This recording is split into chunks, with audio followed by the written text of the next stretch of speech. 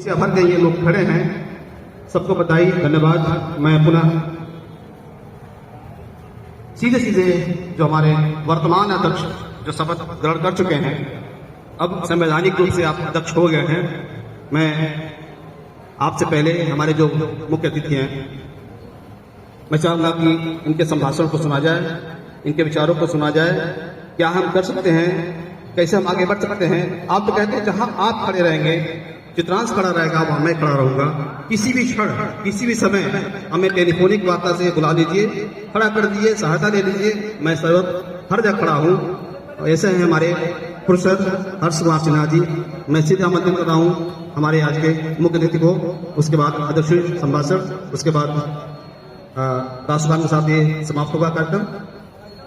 मुख्य अतिथि के बारे में बताने योग्य हैं, अभी सारी बातें तो हो गई हैं। पूरे राष्ट्रीय अंतर्राष्ट्रीय स्तर के जो मंच हैं, आपसे छुपा नहीं है, आप वही के उस मंच के एक ऊर्जावान व्यक्तित्व हैं जो हर मंच पे छाए होते हैं। अभी आपको बताया गया कि G20 के मुख्यमंत्री यदि आ गए पूर्वांचल में और G20 का यदि मंच लाया हो तो भाषण आपका ही होता है, किसी और का नहीं होता है।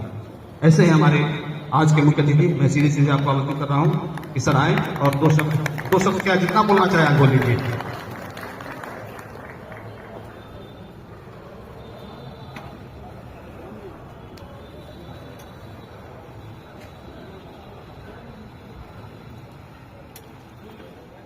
श्री चित्रगुप्त समिति शिवपुर सालिग्राम गोरखपुर की नवनिर्वाचित कार्यकारिणी के आदरणीय अध्यक्ष श्री उमेश चंद्र श्रीवास्तव जी, मंच पर उपस्थित जिन्हें अरुण जी ने बार बार और एक बहुत अच्छे शब्द से प्रतिष्ठित किया, अभूतपूर्व अध्यक्ष आदरणीय श्री गिरीश नारायण श्रीवास्तव जी, इस कार्यक्रम में मंच पर उपस्थित श्री चित्रगुप्त सभा के अध्यक्ष, हम सबके अग्रज आदरणीय श्री सत्यव्रत लाल श्रीवास्तव जी,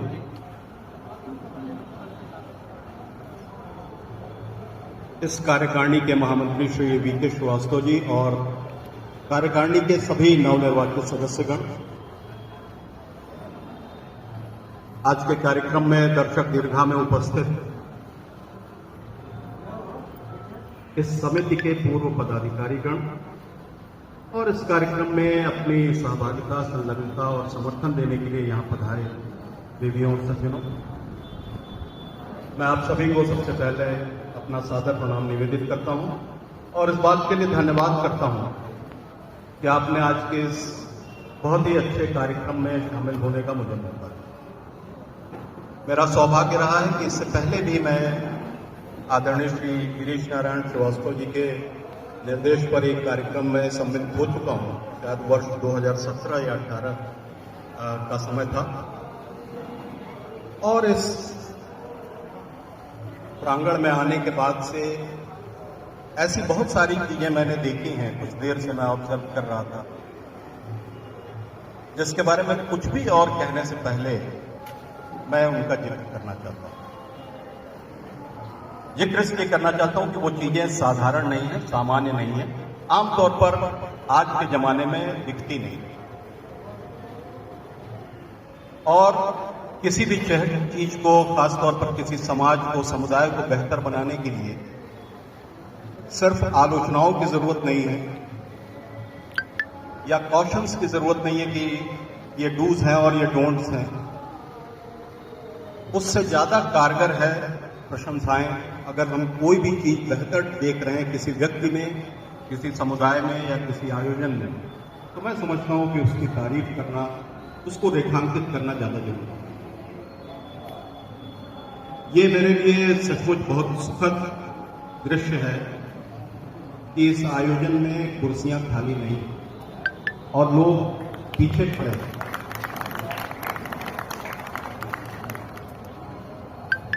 मेरे लिए ये भी देखना बहुत ही सुखद, आह्लादकारी और संतोषजनक है कि समिति के मौजूदा पदाधिकारी और समिति के पूर्व पदाधिकारी बराबर फिक्रमंद हैं, ये देख रहे हैं कि अगर कोई हमारे वरिष्ठ जन यहां पर बैठे हैं तो कैसे उनको पीछे की कुर्सियों से लाकर आगे की पंक्ति में प्रतिष्ठित किया जाए। ये बहुत अच्छी बात है, ये बहुत अच्छी बात है। मैं ये भी देख रहा हूं कि किस तरह से पुरानी समिति के विद्यार्थी जी के नेतृत्व में यहाँ के प्रबंधन को कोऑर्डिनेट करने में और यहाँ की व्यवस्थाएं बनाने में अब भी उसी उल्लास, उसी उत्साह के साथ लगी हुई है, हालांकि उनका तकनीकी तौर पर कार्यकाल समाप्त हो। कोई भी समाज, कोई भी देश या कोई भी संस्था सिर्फ इस नाते नहीं चलती है कि उसको कोई अध्यक्ष या कोई मंत्री या कोई स्टीयरिंग कमेटी उसको ड्राइव करे। क्या कह सकता हूं, और खासतौर पर उन लोगों के सामने क्या कह सकता हूं जिन्होंने ऐसी संस्थाएं चलाने के लिए अपना जीवन और अपने जीवन का बहुमूल्य समय लगाया है। पर मेरी मुश्किल आदरणीय पवन जी ने आसान कर दी। कई जरूरी सवाल उन्होंने यहां पर उठाए अपने उद्बोधन में, और मैं कोशिश करूंगा कि उनकी बातों के जरिए ही अपनी बात रखूं। इसमें कोई दो राय नहीं कि जब पवन जी ये बात कह रहे थे कि ये समाज धीरे धीरे अपने अस्मिता बोध के या अपने श्रेष्ठता बोध के जो भाव है उससे दूर हो रहा है। हमने अलग अलग क्षेत्रों में अपने आप को साबित किया है। बहुत सारे नाम स्वामी विवेकानंद जी से लेकर जयप्रकाश नारायण तक, और कला और फिल्मों के क्षेत्र का भी उन्होंने नाम लिया। यह सूची बहुत लंबी है। और स्वामी विवेकानंद जी का तो एक बहुत प्रसिद्ध भाषण है जिसमें उन्होंने कहा है कि अगर हमारे समुदाय का इतिहास हटा दिया जाए तो इस भारत में योगदानकर्ताओं की सूची आधी से भी कम हो जाए।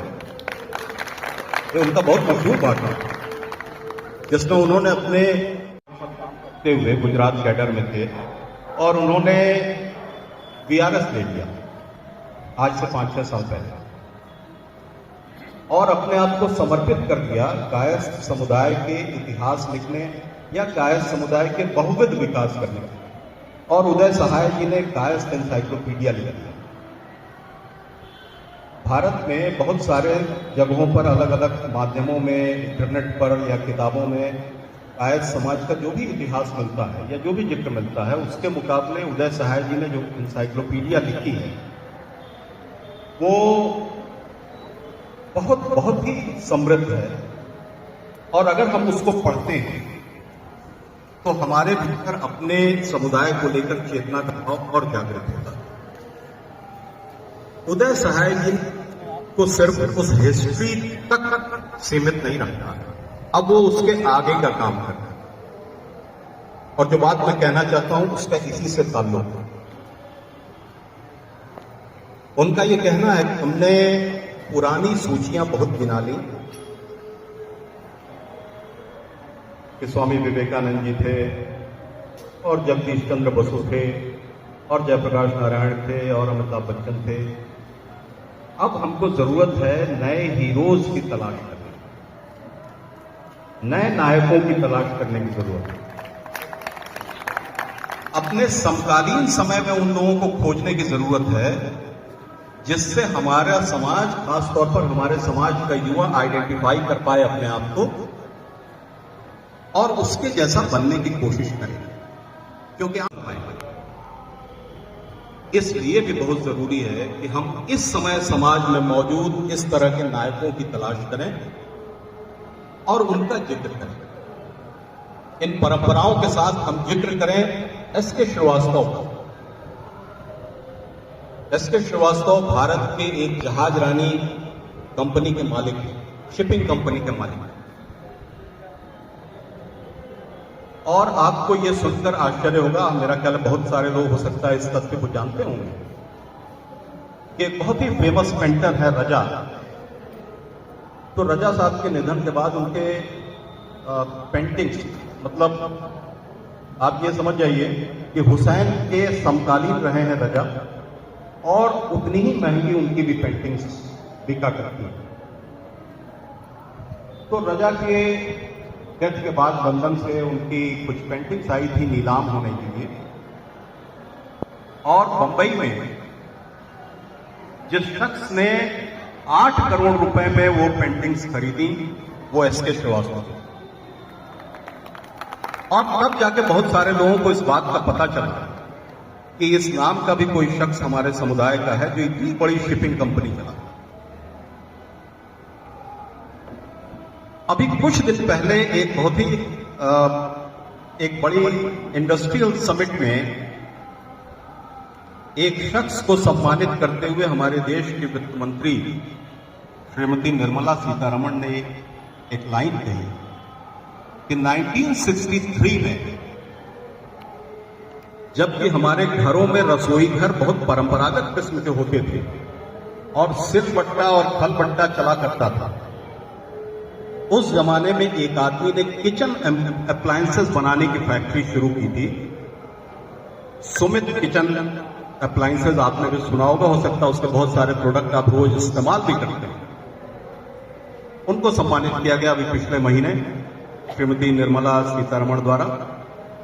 वो श्री एसपी माथुर, वो हमारे समाज। इन नामों की तरह बहुत सारे और ऐसे नाम हैं जो हमारे समय के नायक हैं, जो उस पुरानी जो श्रृंखला जो स्वामी विवेकानंद जी के साथ या उससे भी पहले से शुरू होती है उसको आगे बढ़ाते हैं, आज तक लाते हैं। हम लोगों को जरूरत है कि अपने समुदाय को इन नामों से भी परिचित कराएं ताकि वो माने कि कोई ऐसी धारा नहीं थी जो अब कहीं रुक गई है, अटक गई है, सूख गई है, अब नहीं बहती है, इसलिए हमको परास्त होने की, निराश होने की जरूरत है। वो धारा अभी भी बह रही है, हमने देखा नहीं। ऐसी समितियों का काम इन नए नायकों से हमारे समाज को परिचित कराना भी है। मैं हमेशा से इस बात का समर्थक रहा हूं कि ऐसे कार्यक्रमों के अलावा हम लोगों को वर्ष में एक आध कार्यक्रम ऐसे करने ही चाहिए, और सभी समितियों को मिलकर अगर ये हो सके तो और भी अच्छा है, जिसमें हर साल हम लोग राष्ट्रीय स्तर के ऐसे ही 1-2 नाम विभिन्न क्षेत्रों के बुलाएं और लोगों के सामने उनसे रूबरू कराएं, ताकि हमारे खास तौर पर युवा इन लोगों को देखें, उनसे प्रेरणा ग्रहण कर सकें और इस बात से मुतमईन हो सकें कि इस समय में भी बेहतर काम किया जा सके। दूसरी चीज, कोई भी चीज, चाहे वो कोई उपकरण हो, कोई संस्था हो, कोई विचार हो, अगर वो लोगों के काम का नहीं है तो वो आउटडेटेड हो जाता है। ये एक बहुत ही कठोर सच्चाई है। एक ऐसे समय में जब हम लोग जल थल आकाश में बहुत आसानी से यात्राएं कर ले रहे हैं, अगर आपके सामने कोई प्रस्तावित करे कि हम लोग कैसा रहेगा कि अगर रिक्शे से या बैलगाड़ी से उसी तरह का आनंद लेते हुए यहां से दिल्ली चला जाए, तो मेरा ख्याल है कि 1-8 मिनट के लिए आपको वो यात्रा का रोमांच हो सकता है, लेकिन आप उसको आप नहीं करेंगे। इसी तरह से कोई भी चीज अगर वो रेलिवेंट नहीं है आज की सोसाइटी के लिए या उपयोगी नहीं है, तो वो चाहे जितनी भी अच्छी चीज हो उसका कोई मूल्य नहीं। हमको भी अपने काम करने के तौर तरीके इस तरह से बदलने चाहिए जिससे कि समाज में उसकी उपादेयता, उसकी उपयोगिता और उसका महत्व बना रहे या बढ़ता रहे। ये बहुत ही अच्छी बात है। और आदरणीय गिरीश जी ने जब बताया, जब कार्यक्रमों का वो जिक्र कर रहे थे कि ये संस्था लगातार लोगों के लिए और समुदाय के भले के लिए आर्थिक या भावनात्मक तौर पर मदद करती रही है, ये बहुत अच्छी बात है। किसी भी समुदाय को प्रासंगिक बनाने के लिए ये बहुत जरूरी है। अगर आप समुदाय के काम नहीं आते हैं तो धीरे धीरे समुदाय भी आपके काम नहीं आता और अपने आप को असंपृक्त कर लेता है, आपसे वो जोड़ता नहीं। और ऐसा करने के लिए बहुत जरूरी है कि हम अपने आसपास की चीजों से प्रेरणाएं लें। एक छोटे उदाहरण के साथ अपनी बात कहना चाहता हूं। लगातार हम लोग इस बात का जिक्र करते हैं कि हर साल 100 से ज्यादा बोलियां और 10 से ज्यादा भाषाएं पहले के मुकाबले कम होती जा रही है, उसका इस्तेमाल कम होता जा रहा है। लेकिन जब से हमने ये बातें कहनी शुरू की हैं, उससे पहले से और अभी भी अंग्रेजी अपने शब्द भंडार में बढ़ोतरी कर रही है। डिक्शनरियों की मोटाई बढ़ती जा रही है। ऐसा क्यों है? ऐसा इसलिए है कि उन्होंने समय के हिसाब से दूसरी भाषा के शब्दों को अपने भीतर शामिल कर लिया है, अपना लिया है। लाठीचार्ज, धरना, अब ये अंग्रेजी में भी इस्तेमाल होने वाले शब्द हैं, डिक्शनरी के पार्ट है। ये भी पैसे इकट्ठा होंगे, सबसे पहले अंत्येष्टि कर्म में यही पैसा लगेगा, उसके बाद आप मिलियनेयर हो, आपका पैसा बाद में लगेगा। ये कमिटमेंट है सोसाइटी का, जो इररिस्पेक्टिव ऑफ योर पोजीशन, आपकी समृद्धता और आपके प्रतिष्ठा से परे समाज अपना ये दायित्व समझता है कि वो ऐसा करेगा और अब तक उसका पालन करेगा। इसी तरह से मुस्लिम समुदाय, चाहे वो किसी भी आर्थिक स्तर का हो और किसी भी सामाजिक स्तर का हो, आप पाएंगे कि वो अपनी आमदनी का एक निश्चित हिस्सा हमेशा ही ज़कात के नाम पर अलग रखता है। हर आमदनी में से वो 9%, 10%, 7% निकालता है और पहली फुर्सत में ही या पहली जरूरत को ही देखते उसको वो नियोजित करता है, उसको वो देता है, डोनेट करता है। किसी गरीब की मदद कर सकता है, किसी मदरसे या किसी मस्जिद के पुनर्निर्माण के लिए दे सकता है, अपने समुदाय के किसी निर्धन आदमी के लिए कर सकता है। इन उदाहरणों से मैं सिर्फ एक बात कहना चाहता हूं कि इन समुदायों से हम सहकार की भावना, जो भी अच्छाई है, हमारे समुदाय में भी बहुत सारी अच्छाई है, पर सबसे आगे वो चलता है जो आसपास की चीजों के अनुसार अपने आप को इक्विप करता रहता है, अपने आप को समृद्ध करता रहता है, अच्छी आदतों को अपने भीतर शामिल करता है, अच्छे टैलेंट को अपने भीतर इनकलकेट करता है, तब वो आगे बढ़ता है।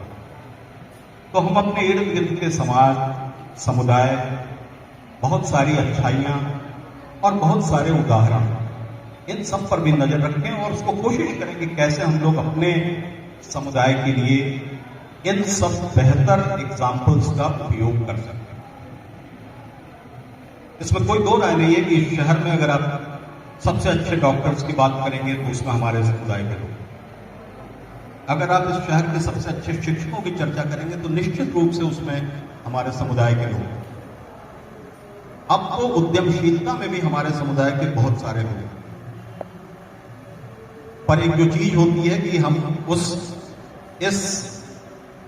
इस समृद्ध विरासत का और समृद्ध स्थिति का हमको भान नहीं है, हम उसको एंजॉय नहीं कर रहे हैं, क्योंकि हम जानते हैं जो डायरेक्टरी का जिक्र मैंने किया था उसके पीछे उद्देश्य यही था कि अगर ऐसी कोई डायरेक्टरी रहे जिसमें कि विभिन्न उद्यमों में जुड़े हुए लोग रहें, तो वो सिर्फ हमारे इस काम नहीं आने वाली है कि हम अपनी जरूरत पर किसी को खोज लें और उससे मदद लें। मतलब मैं ये बात 2 दिन पहले कह रहा था कि क्या हमको मालूम है कि उत्तर प्रदेश लेखपाल संघ का अध्यक्ष भी हमारे समुदाय का है, उत्तर प्रदेश राज्य कर्मचारी संघ का अध्यक्ष भी हमारा है, जीडीए में कर्मचारी संघ का में भी हमारे समुदाय का प्रतिनिधित्व है। मतलब कोई क्षेत्र ही नहीं है जहां पर आपने अपने प्रतिभा से अपने आप को प्रतिष्ठित नहीं किया, लेकिन हम कनेक्ट नहीं कर पा रहे, हम उस नेटवर्क का आनंद नहीं ले पा रहे हैं। और जब हमारे सामने इस तरीके की कोई डायरेक्टरी दिखती है या इस तरीके का कोई अभिलेख दिखता है, तो वो सिर्फ हमारी मदद नहीं करता है, बल्कि हमको एक गर्व का बोध भी कराता है कि इतने सारे लोग, इन 400 पन्ने में शामिल लोग हमारे समुदाय से बन रहे हैं। इसलिए ऐसी कोशिशों की जरूरत है। एक आखिरी बात कह के मैं अपनी बात खत्म करता हूं। जैसा मैंने बार बार कहा कि समाज के तकरीबन सारे क्षेत्रों में हमारे लोग ही प्रतिष्ठित स्थानों पर हैं, लेकिन उसमें भी जब हम लोग ये देखते हैं कि शहर में कोई लड़का जिसकी मां घरों में चौका बर्तन करके कुछ रुपए कुछ पूंजी जुटा रही है, जिसका पिता कीड़ा में मजदूरी का काम कर रहा है, और जो लड़का खुद 2-3 ट्यूशन करने के बाद अपनी इंटर की क्लास पूरी कर रहा है और बिना किसी कोचिंग की मदद के नीट क्वालिफाई कर लेता है। इतनी कठिनाइयों में जीने वाला कोई बच्चा अगर 1,70,000 रुपए की कमी से किसी अच्छे कॉलेज में दाखिला नहीं पाता है, तो ये सिर्फ बुरी खबर नहीं है, ये हम सबके लिए शर्मिंदा कर देने वाली खबर है, मुंह पर कालिक पोत देने वाली। एक ऐसे शहर में जहां पर अभी जो अरुण जी कह रहे थे कि हमने हक से एक पद पर अपनी दावेदारी की और उसको हासिल किया। कोई भी समाज लंबे समय तक ऐसा हक और ऐसी दावेदारी तभी हासिल कर सकता है जब वो अपने समुदाय के लिए भी इतना ही तत्पर और मददगार दिखे। आयुष जो वो लड़का है, ऐसे बहुत सारे आयुष इस समाज में हैं, उनकी पहचान करने की जरूरत है। और हम सब जिस लायक हैं, 1 रुपए का योगदान भी बहुत अमूल्य होता है, क्योंकि जब हम कोई सामान खरीद रहे होते हैं और उसमें 1 रुपए की कमी रह जाती है, तो इस बात की कीमत समझ में आती है। इस तरीके के कंट्रीब्यूशन के जरिए हम लोग अपने समुदाय के इतने चमकती प्रतिभाओं को उनके सार्थक परिणति तक पहुंचा सकते हैं, और तब शायद हम ज्यादा गर्व से, ज्यादा गौरव से यहां पर, ज्यादा संतोष से यहां पर ऐसे कार्यक्रमों में शामिल हो सकते हैं। और ऐसे सभी कामों में इन्हीं समितियों का बड़ा योगदान है। एक बहुत बड़े सोशियोलॉजिस्ट हैं श्यामा चरण दुबे, अब नहीं रहे, तो उन्होंने बहुत अच्छी बात लिखी है कि संस्थाओं का होना हमारे समाज में बहुत जरूरी है। एक व्यक्ति बुरा हो सकता है, लेकिन संस्थाएं कभी बुरी नहीं, और वो बहुत सारे अच्छे लोगों के साथ साथ कुछ बुरे लोगों को जोड़कर अच्छा परिणाम दे सकते हैं। तो ऐसी संस्थाओं की हमारे समाज में बहुत जरूरत है, जिनको ऐसे सभी क्राइसिस पॉइंट को ऑब्जर्व करने की जरूरत है। हमारे भीतर जो, हमारे समाज के भीतर जो चमकते हुए लोग हैं, या जो किसी खास परिस्थिति के चलते किसी कष्ट में हैं, या ऐसे लोग भी जो अपनी प्रतिभा के चलते बहुत बड़ा नाम कर रहे हैं, समान भाव से इन सभी का अभिनंदन, इन सभी की मदद करने की जरूरत है। और अगर हम ऐसा करते रहे तो मुझे लगता है कि पवन जी द्वारा उठाए गए जितने भी सवाल हैं, उसके 80% सवालों का जवाब हम जरूर खोजें। आपने मुझे आमंत्रित किया और बहुत धैर्य से मुझे सुना। एक बार फिर से आप सबका मैं धन्यवाद करता हूँ, और नई कार्यकारिणी को इस बात के लिए शुभकामनाएं देता हूँ कि जिन चीजों की हम लोग चर्चा कर रहे हैं और जो सरोकार ऐसे प्रश्नों के लिए अपना हम व्यक्त कर रहे हैं, इसको आगे बढ़ाएंगे। और अगली बार जब हम लोग ऐसे कार्यक्रमों में आएंगे, तो यदि श्री गिरीश नारायण जी ने 1 पेज का उपलब्धियों का ये पत्र पढ़ा है, तो आने वाले वर्षों में हम लोग बहुत सारे पेजेस में इस तरीके की उपलब्धियां सुनेंगे। आप सबको बहुत बहुत शुभकामनाएं।